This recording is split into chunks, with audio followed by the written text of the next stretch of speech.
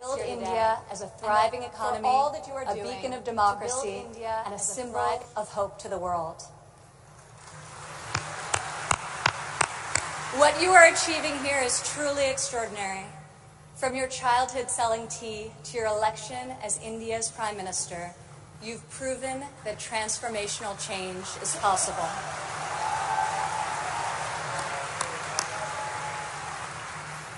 And now you are bringing that promise to hundreds of millions of people across your country.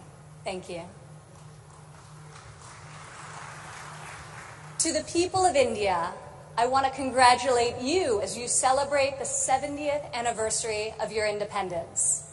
You are celebrating it as the world's largest democracies and one of the fastest growing economies on earth.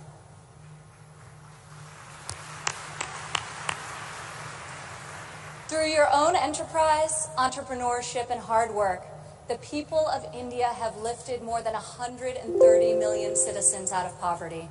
A remarkable improvement, and one I know will only continue to grow under the leadership of Prime Minister Modi.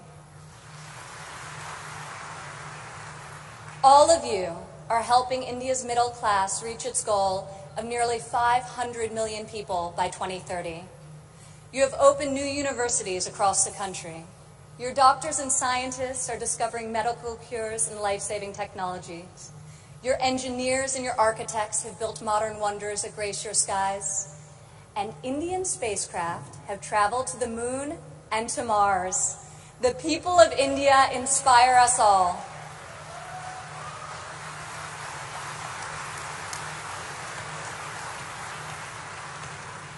This is the first time India has hosted the Global Entrepreneurship Summit. It is a symbol of the strength and friendship between our two people and the growing economic and security partnership between our two nations. As President Trump said earlier this year, India has a true friend in the White House.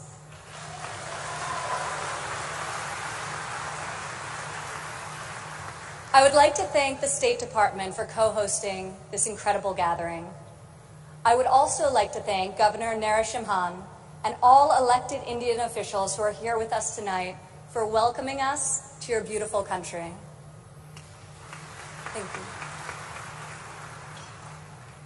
It's incredible to be in this ancient city brimming with transformative technology. Now, your tech centers may even outshine your world-famous biryani. Maybe. CEOs like Microsoft's Satya Nadella went to school right here in Hyderabad.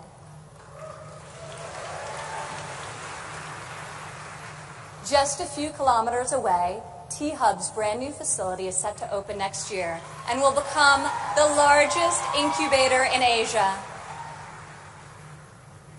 In this city of pearls, the greatest treasure is you, the dreamers, the innovators, entrepreneurs, and leaders who never give up, never abandon your aspirations, and always strive for a better tomorrow. Today, we come together to celebrate what is happening here in India, what is happening in the United States and all over the world. Entrepreneurs are revolutionizing our economies and improving our societies. You are rewriting the rules. You have the inspiration and drive to serve our communities through the projects you start and the businesses you build. You have the grit, the perseverance, and the will to succeed. Each of you started with an idea. You've worked long days and nights to code the next robot, create the next app, find the next cure, and discover the next breakthrough to improve the lives of millions of people. Some may have tried to convince you that the risks are too great, the rewards too small. But you are here today because you are not afraid to fail. You want to own your future. So I want to congratulate you on all that you have already accomplished.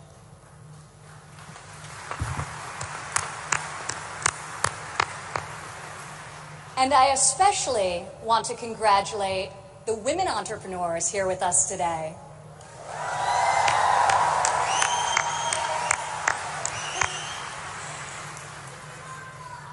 Thank you.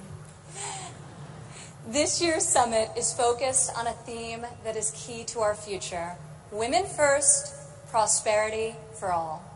I'm proud to say that for the first time ever, women make up the majority of the 1,500 entrepreneurs selected to attend this summit. I see all of you out there.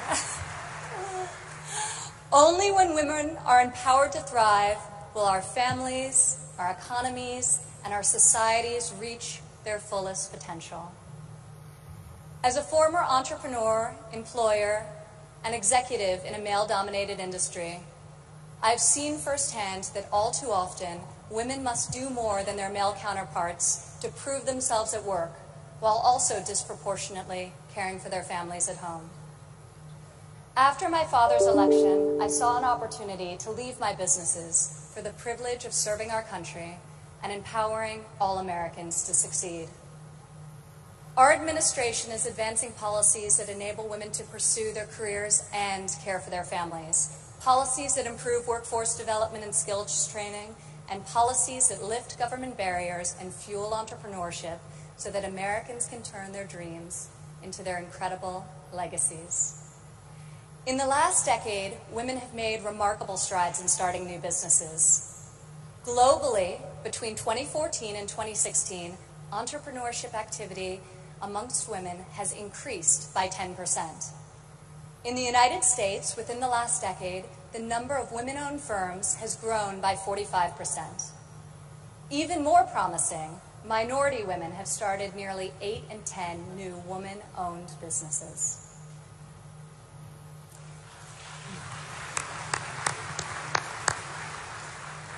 Today, more than 11 million women in the United States own businesses. They employ nearly 9 million workers and generate over $1 trillion in revenue.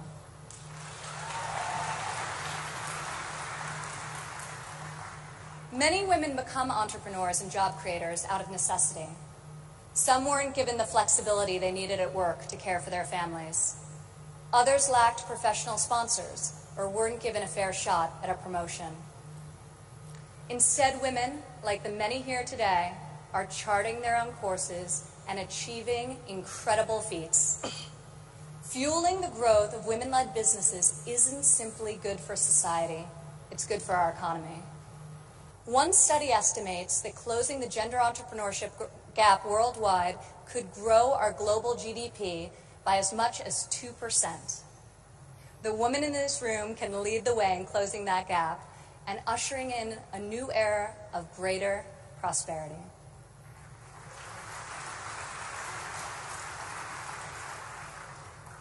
Yet despite the soaring rate of female entrepreneurs, women still face steep obstacles to starting, owning, and growing their businesses.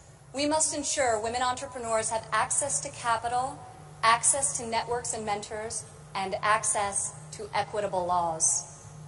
In developing countries, 70% of women-owned small and medium-sized businesses are denied access to capital. The result has been a nearly $300 billion annual credit deficit for women entrepreneurs in the developing world. In the United States, a Harvard Business Review report found that investors ask men questions about their potential for gains, whereas they ask women questions about their potential for loss. This could in part explain why women entrepreneurs received less than 3% of venture capital funding in 2016. We are working hard to reverse this trend. The U.S. Small Business Administration, for example, increased lending to women by over $500 million this year alone.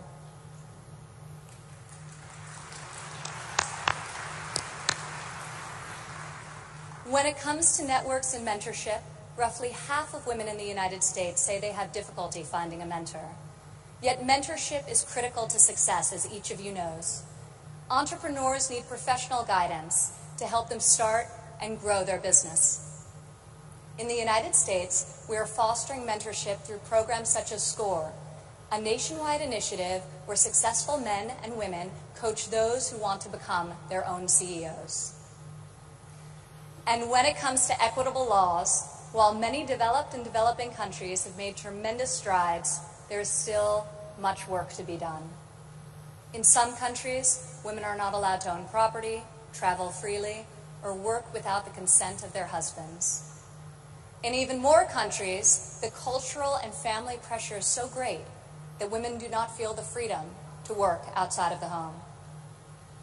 Our administration is striving to promote greater opportunity for women around the world, both through our domestic reforms and our international initiatives. This summer at the G20 conference, the United States was a founding member of a bold new initiative with the World Bank, the Women Entrepreneur Finance Initiative, also known as WEFI.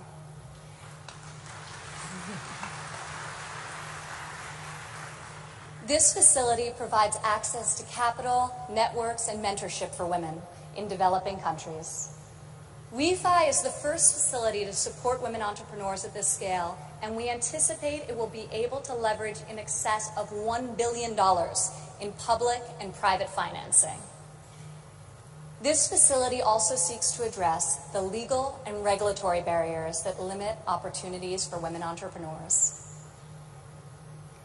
In the last decade, USAID has promoted women's entrepreneurship through a number of programs, including providing microfinance loans to women in Afghanistan and bringing internet access to women in Nigeria and Kenya. USAID Administrator Mark Green is here with us today. Where are you, Mark? Thank you, Mark. I want to thank Mark and the entire U.S. delegation for their tireless work to improve the lives of millions, both domestically and abroad.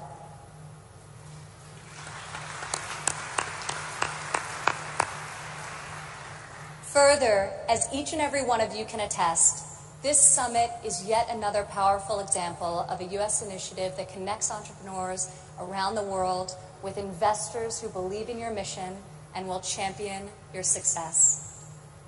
I want to thank the U.S. business leaders who have traveled all the way to Hyderabad for this inspiring event.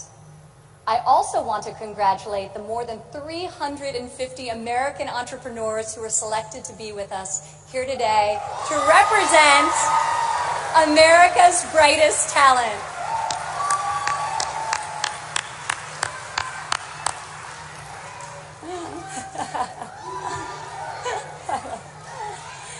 I think I found your section.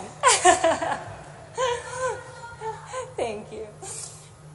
At home, our administration is committed to empowering women entrepreneurs through domestic reforms. In the past 11 months, we have expanded apprenticeship programs and prioritized STEM education to ensure that women and men have more opportunities to master the skills that drive progress in the 21st century. We have dramatically reduced job-crushing regulations, which disproportionately hurt entrepreneurs and small business owners. And we are laser-focused on passing long-overdue tax cuts. This will provide much-needed relief to working families and to businesses of all sizes. Also this year, for the first time ever, the President's budget included a proposal to establish a nationwide program for paid family leave. We are committed to supporting women and men who work both inside and outside of the home.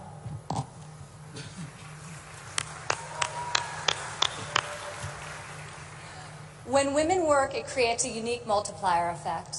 Women are more likely than men to hire other women, to give them access to capital, mentorship, and networks. Women are also more likely to reinvest their income back into their families and their communities. Here in India, I want to applaud Prime Minister Modi for his firm belief that the progress of humanity is incomplete without.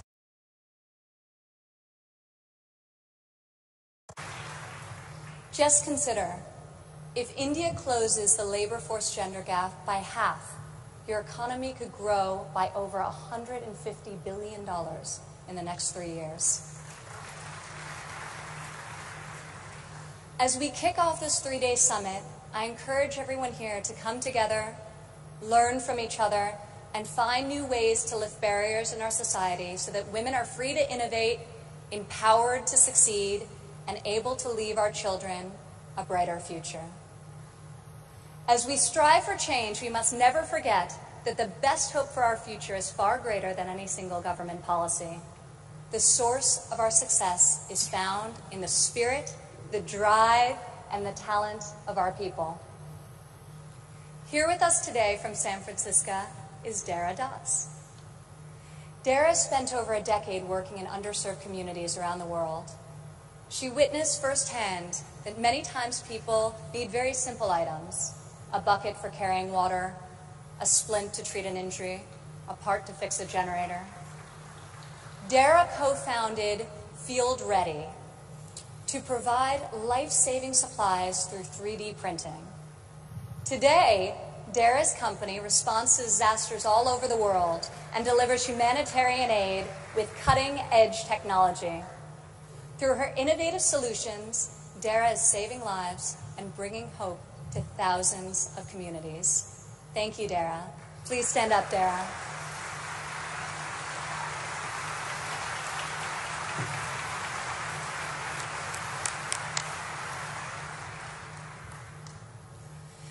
Rajlakshmi Bhartakar joins us from Bangalore, India. When her son began having seizures at a young age, she decided to create her own solution to better monitor his health. Stand up.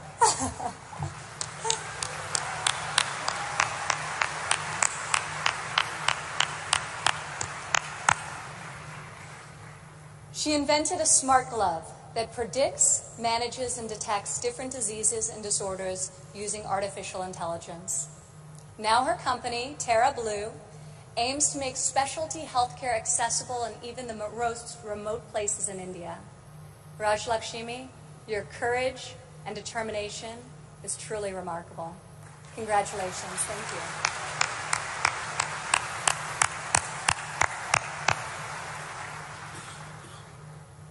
Also here with us today is Rayan Karmalova from Azerbaijan. Rayan, please stand up.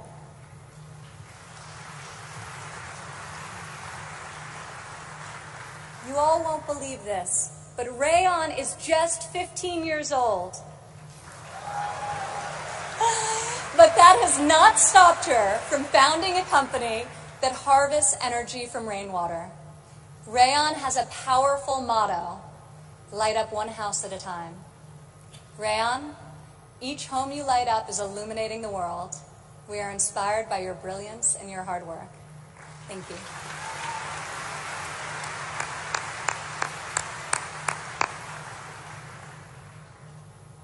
These women represent the vision, the ambition, the grit of every entrepreneur here today. You are saving lives, creating jobs, and bringing hope to our communities. You are transforming our societies one business and one customer at a time. You prove to the world that we have the power to rise above the challenges of our day and to pioneer new pathways forward and to leave our mark on this moment in history.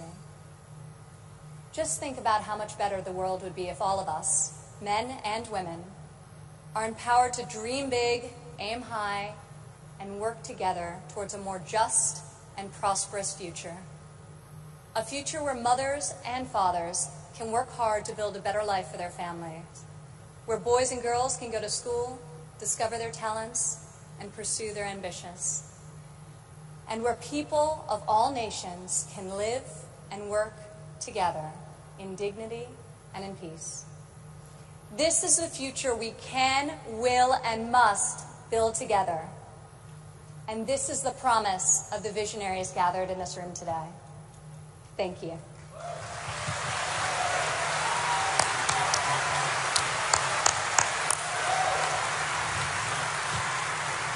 Thank you, Ms. Ivanka Trump.